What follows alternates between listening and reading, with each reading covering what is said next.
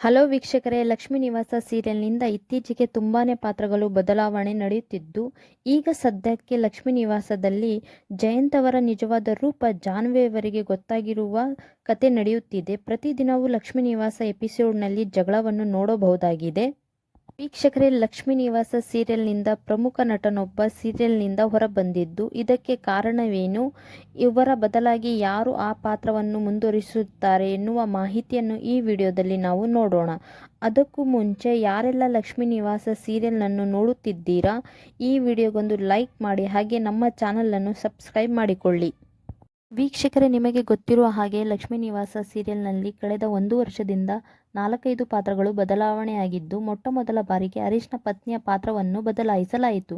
ನಂತರ ಪುಟ್ಟ ಬಾಲಕಿಯ ಪಾತ್ರವನ್ನು ಕೂಡ ಬದಲಾಯಿಸಲಾಯಿತು. ಇತ್ತೀಚೆಗೆ ಜವರೇಗೌಡ ಅವರ ತಾಯಿಯ ಪಾತ್ರವನ್ನು ಮಾಡುತ್ತಿದ್ದ ಹಿರಿಯ ನಟಿಯ ಪಾತ್ರವನ್ನು ಕೂಡ ಬದಲಾಯಿಸಲಾಯಿತು. ಇದೀಗ ಲಕ್ಷ್ಮೀ ನಿವಾಸ ಸೀರಿಯಲ್ನಲ್ಲಿ ಶ್ರೀನಿವಾಸ್ ಅವರ ಅಳಿಯನ ಪಾತ್ರ ಮಾಡುತ್ತಿದ್ದ ನಟ ವಿಶ್ವ ಭರದ್ವಾಜ್ ಅವರ ಪಾತ್ರವನ್ನು ಬದಲಾಯಿಸಲಾಗಿದೆ. ಹೌದು ವೀಕ್ಷಕರೇ, ಲಕ್ಷ್ಮೀ ನಿವಾಸ ಸೀರಿಯಲ್ನಲ್ಲಿ ತನ್ನ ಪಾತ್ರ ಮುಖ್ಯತೆ ಇಲ್ಲದ ಕಾರಣದಿಂದ ವಿಶ್ವ ಭರದ್ವಾಜ್ ಅವರು ತಮ್ಮ ಪಾತ್ರದಿಂದ ಹೊರಬಂದಿದ್ದಾರೆ ಎಂದು ತಮ್ಮ ಇನ್ಸ್ಟಾಗ್ರಾಮ್ ಅಕೌಂಟ್ನಲ್ಲಿ ಅಫಿಷಿಯಲ್ ಆಗಿ ಅನೌನ್ಸ್ ಮಾಡಿದ್ದಾರೆ.